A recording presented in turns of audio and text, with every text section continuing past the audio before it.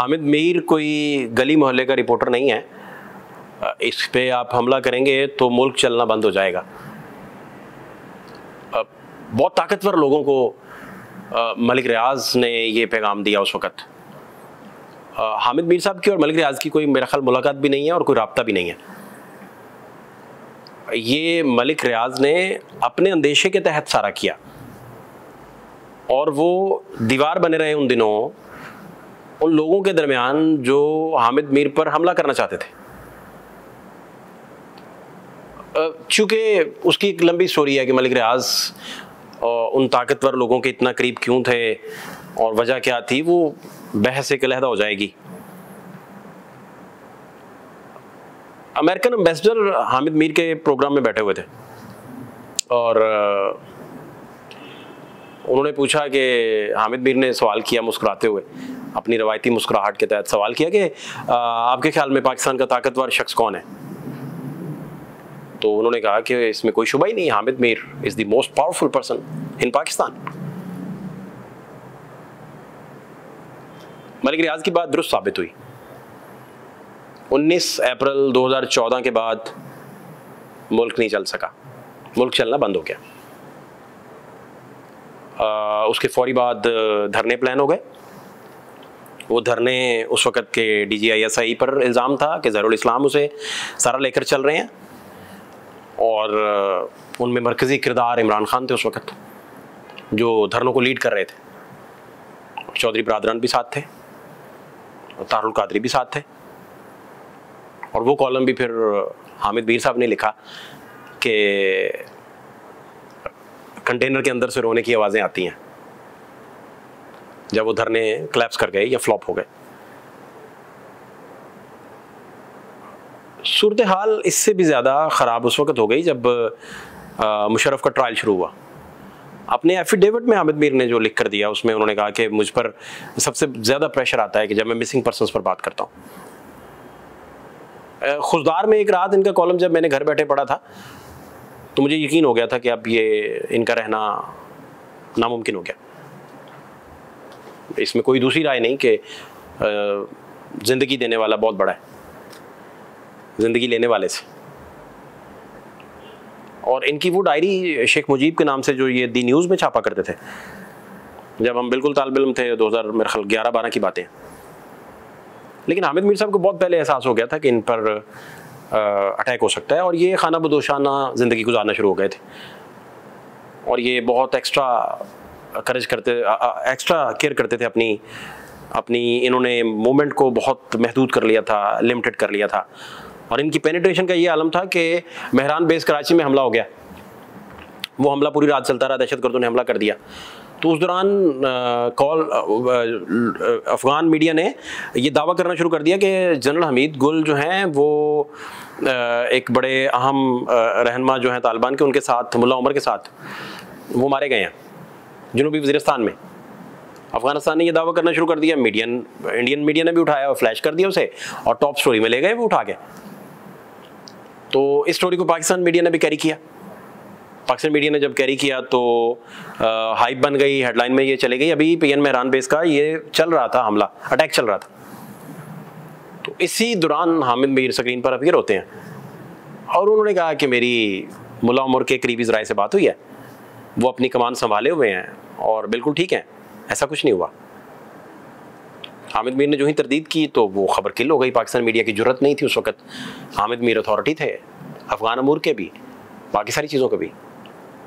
और हम सारे मीडिया के तालिब इल्म ये सोच कर परेशान हो जाते थे कि इतनी ज़्यादा पॉपुलैरिटी और दिल में ख़दशात अजीबोगरीब आते थे कि इतनी एक्सट्रीम पॉपुलैरिटी, इसका फिर बनेगा क्या। और जो वो बात कह देते थे और जिस तरह उन्होंने तो बलूचिस्तान इशूज़ पर भी जिस तरह वो काम करते थे और जो भी, मतलब आप अभी भी वो पढ़ लें खुशदार में एक रात तो आप समझ जाएं कि ये एक गैर मामूली ब्रेव और दिलेर शख्स का कॉलम हो सकता है, इसके अलावा कोई नहीं लिख सकता।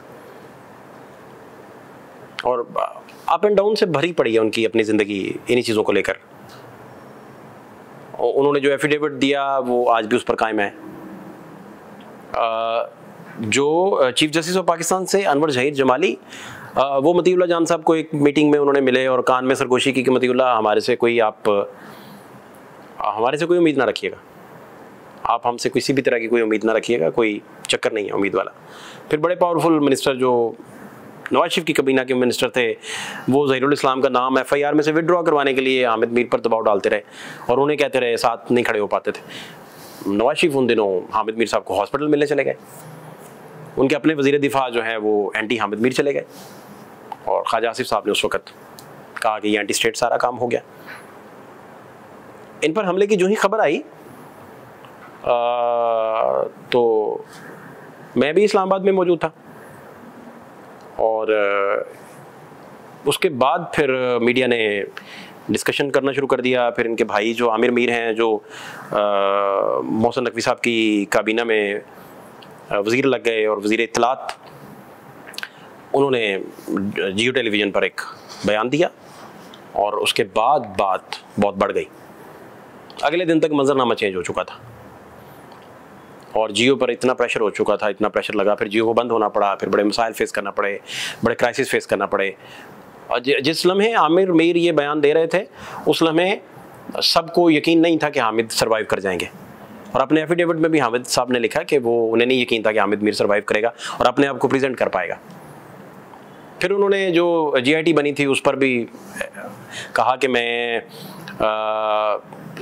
उमर चीमा की इंक्वायरी में भी अदारों की मुदाखलत पर जिक्र कर चुका हूँ, इदारों की मुदाखलत का मैंने खुलकर कहा है।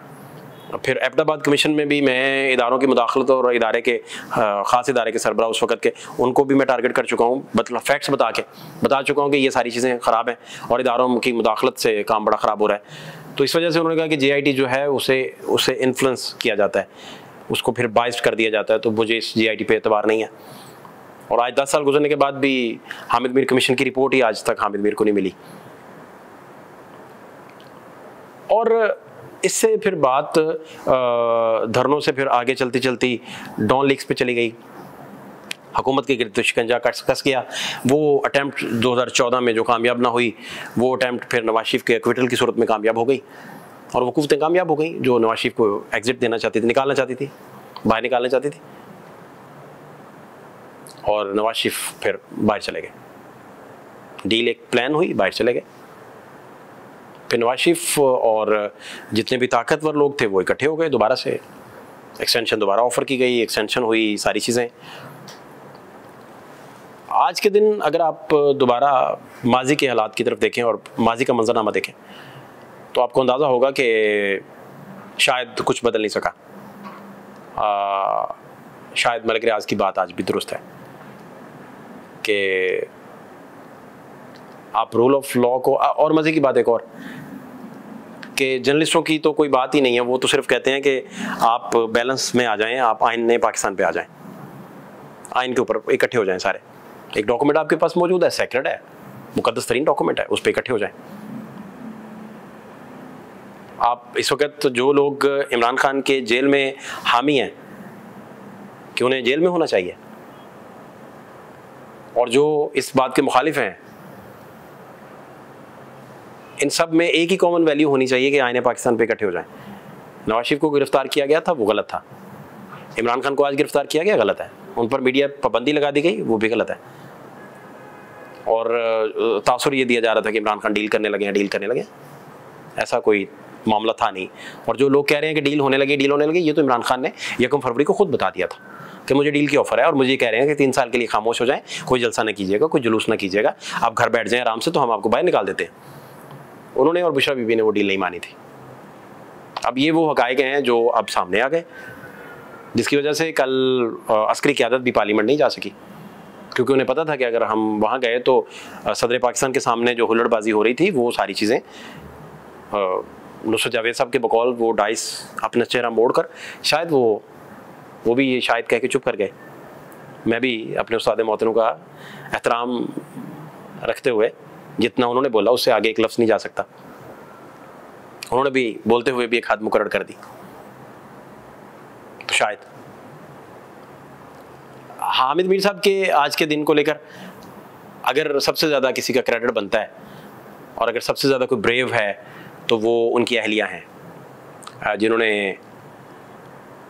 इन सारे मामलों को बहुत अच्छे से टैकल किया, और ना सिर्फ टैकल किया बल्कि उन्होंने इनको वापस पैरों पे खड़ा करने में, ज़िंदगी की तरफ वापस लौटने में और उसी अज़म के साथ ज़िंदगी वापस लेकर चलने में उनका बहुत बड़ा रोल है। हामिद मीर चूँकि फेस हैं तो शायद उनका रोल सबको ज़्यादा नज़र आता है, लेकिन जो हामिद मीर साहब के घर से वाकिफ़ हैं, अहलिया से वाकिफ़ हैं, इनके मिजाज को समझते हैं, उन्हें पता है कि हामिद मीर साहब के पीछे असल क़ुव्वत जो है वो उनकी अहलिया की सूरत में है, जो उनको ना झुकने देती है, ना उन्हें अपनी बात करने से हटने देती है। इसमें बहुत सारी बातें हैं जो हम नहीं कह सकते। इवन उनका एफिडेविट जो उन्होंने खुद ट्वीट किया है वो शायद हम पढ़ के नहीं सुना सकते। शायद आज की रीत यही है, आज का रिवाज भी शायद यही है, लेकिन उस वक़्त तहरीक इंसाफ के सारे लोग इमरान खान साहब के साथ, इमरान खान जब हामिद मीर से मिलने घर गए उनके, तो उस वक़्त जो लोग जब पता किया हमने कि क्या बातें हुई, क्या हुआ ये वो, तो हमें बस यही बात पता चली थी कि हामिद मीर साहब ने गालिबन बताया था या किसी और दोस्त ने गाइड किया था, उन्होंने कहा था कि लबो लहजा बदल चुका था इमरान खान का, वो इमरान खान वो नहीं रहे थे, वो ललकार रहे थे। और फिर उन्होंने वो सारा प्लान एग्जीक्यूट किया जो उनको मिला, और सारे प्लान को मंतकी अंजाम तक पहुँचाया, जिस तरह जरदारी साहब को जो प्लान मिला उन्होंने मंतकी अंजाम तक पहुँचाया। तो इसमें मार सियासतदानों को पड़ रही है। सियासतदानों को नीचा दिखाते हैं, उन्हें जेल में बंद करवाते हैं और किसी के आलाकार बन जाते हैं। ये कहानी, ये दायरों का सफ़र 7 से ज़ायद दहाइयों से जारी है, और कब तक जारी रहेगा इसका कोई अंत होगा नहीं होगा कुछ मालूम नहीं। जब अंत होगा हम लोग होंगे नहीं होंगे कुछ मालूम नहीं। फातिह शहबाज खान को इजाज़त दीजिए, अल्लाह ने के बाद।